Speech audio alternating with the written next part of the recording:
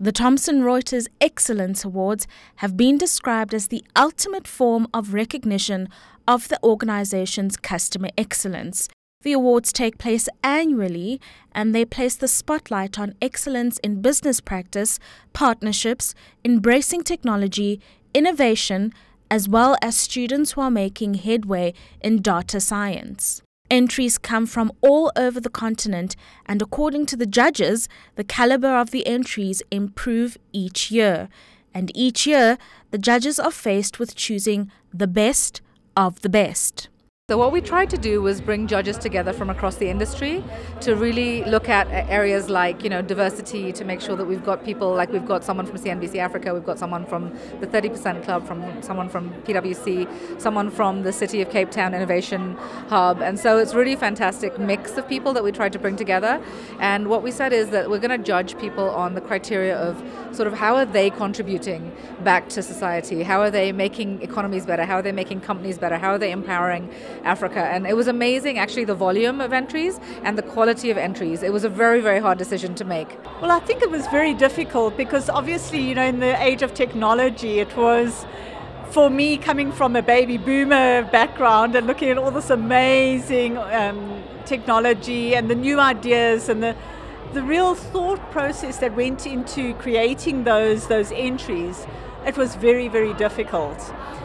I must be honest, I sat for hours looking at all the awards and saying, well, who really is the right one? And I think each one of them in their own right did such amazing work in entering the awards, especially given the title of the awards that the technology awards, the innovation awards, and it was really putting themselves at the forefront. So for me, it was every single one of them had amazing impact. It was very, very difficult judging.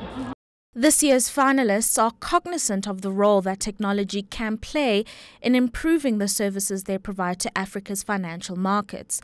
They also realize the importance of their work and research being recognized as some of the best work that Africa has to offer. I think it's a fantastic feeling. It's one of those where it was completely unexpected. I was very pleased with the nomination, and I think it shows the sort of partnership that I've had with Thomson Reuters for a long time. But more importantly, I think it shows to me the view that my fellow colleagues within the financial markets have of me to nominate me for this award. So I'm really excited and pleased. What we're seeing obviously is that the importance of data and analytics emerging in the business world.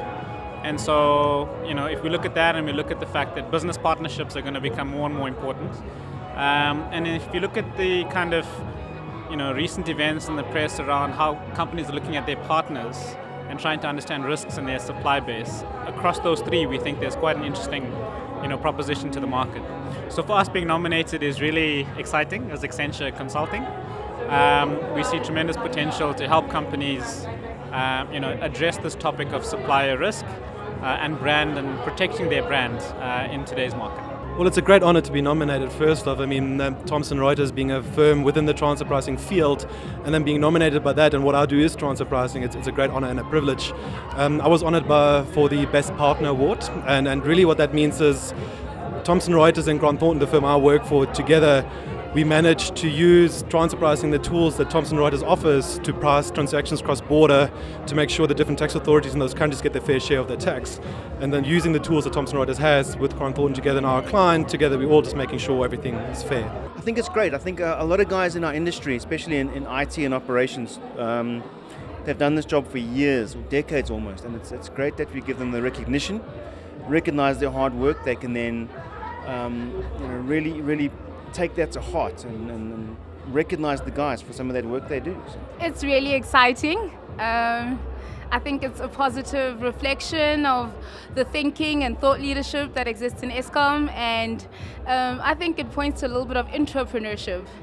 But in the end, there can only be one winner, and these winners realize the importance of these awards showcasing that talent from Africa can comfortably compete on a global scale.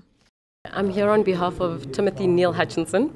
He's won the award for Best Practice, or Best Practice, and I think he's very well deserving of this award. Right.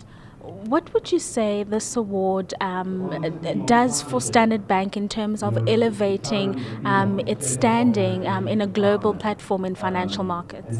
I think it's great because it gives us a kind of stamp of approval that we are on the right track in terms of best practice, not only locally but internationally. I think it's also something that will help us to want to do more in the future. Well, I mean, we've spent so many years trying to bring the African market some education, and to be recognized for this is just truly humbling. And I think that on behalf of ICAP Training Solutions, my team and everyone, I just thank them for the hard work, because as I said in my speech, it's entirely very rare that it's the work of one person, and without them, again, this wouldn't have been possible. So I'm again truly humbled and privileged to be awarded this prize. Thank you. Finally, you mentioned something very interesting in your acceptance speech, that your work has only just begun. What does the near future look like for ICAP as you look to continue the work that you do? Wow, again, amazing. I mean, this journey into Africa is incredible. I personally have been into Africa so many times over so many years. When I say it's just begun, the partnership with Thomson Reuters and working together with them, we're bringing together something very unique, something very special to the African market, which I feel that maybe they have not had the privilege to be part of as the global organization, as the global world has had the opportunities with. So to bring it to Africa is something truly special and special to us. So we feel privileged that we have got the opportunity to do so, and we just can't wait for the continuation of this journey. It's been unbelievable so far, with so much more to look forward to. It means a lot. I think it's sort of a stepping stone for me personally. I've spent the last 12 years in corporate. I've pretty much done it all. I've customized systems, I've created cryptocurrencies. I've done a lot of great stuff, and now it's sort of the stepping stone for the next chapter in my life, which is starting up my own company. And I'm really excited and really looking forward to it. And I believe that this will definitely go a long way in that journey. You also mentioned, and this is the final question, but you also mentioned that technology is ever changing. Going forward, particularly as you're going into your own venture, what will you do to navigate the ever-changing technology to continue doing the kind of work that you do? So my specialities is understanding business and more on the information system side of things than a web developer or the techie side of things. But I am a developer as well on top of that. So basically, what I tend to do is sort of understand not just one technology, but a host of them: artificial intelligence, process automation, robotic process automation. And when you start bringing all those techs together, and by keeping up to date and physically getting your hands dirty and doing, creating your own AI bot, creating your own cryptocurrency, start looking at the financial transactions involved on normal business processes, and you start bringing that together, it really, really makes a difference in your understanding of how businesses operate. Yeah, it's just a big shout out and a thank you to Thomson Reuters for recognizing people, I think, that have spent many years and spent a long time in financial markets, and just really trying to keep a market professional and keep it going, and that we don't get caught up in all the noise that sometimes surrounds what happens in economies. Finally, a big theme today has been the role of technology in financial markets. Going forward, how do you think technology is going to change the way you operate in the financial market space? Seeing as I won the longest service award here, I'm not too sure you should be asking me a question about technology. But no, I kind of think, I've certainly over the years seen technology come a long way in financial markets, and I think it's going to go a long way to go.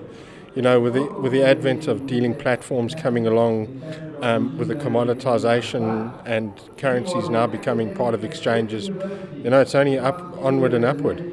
It means a lot because it kind of validates where we want to go. When you start with a new idea, you kind of have to navigate new waters, lobby, get an idea going, and the fact that it was acknowledged as work well done means that we know we're headed in the right direction. So I'm really, really happy. Right.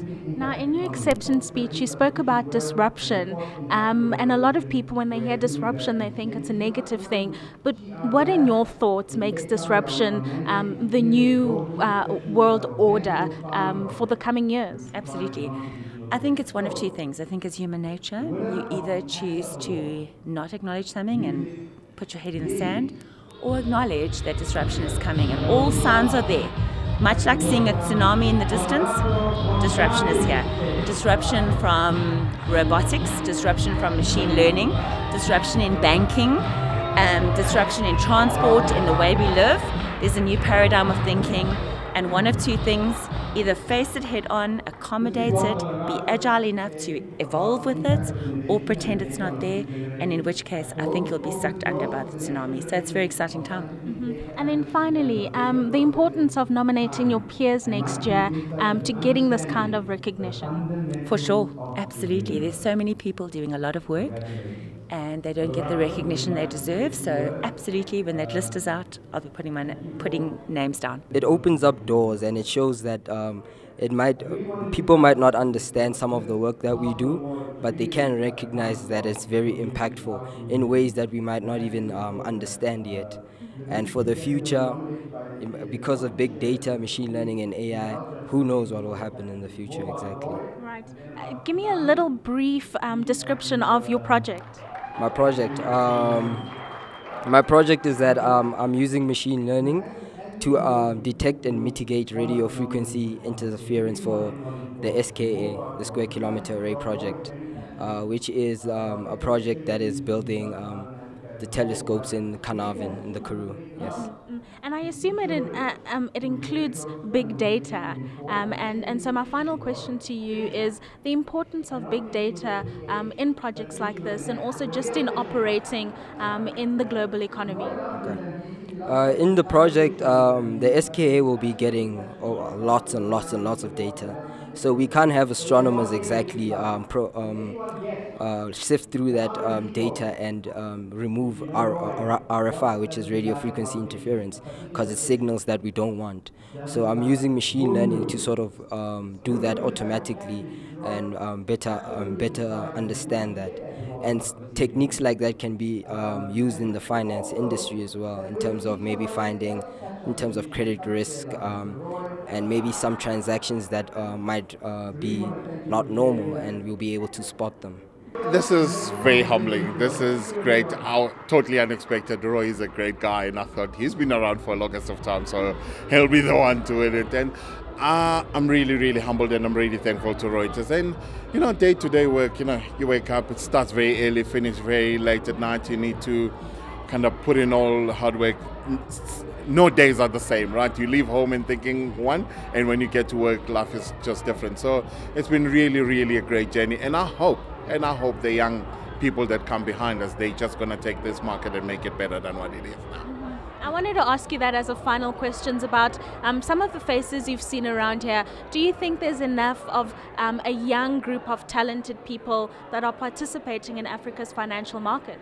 No, I don't think there's enough. I think there's lots more to go, but we need to kind of open gaps for these young guys, for them to come through, and they must find a place better than when we got in, right? When we got in, it was kind of a bit average, but the world has kind of changed and it's got better. And I hope that the new guys that are coming up, and we're ready for them to come through, so that we can teach them a thing or two.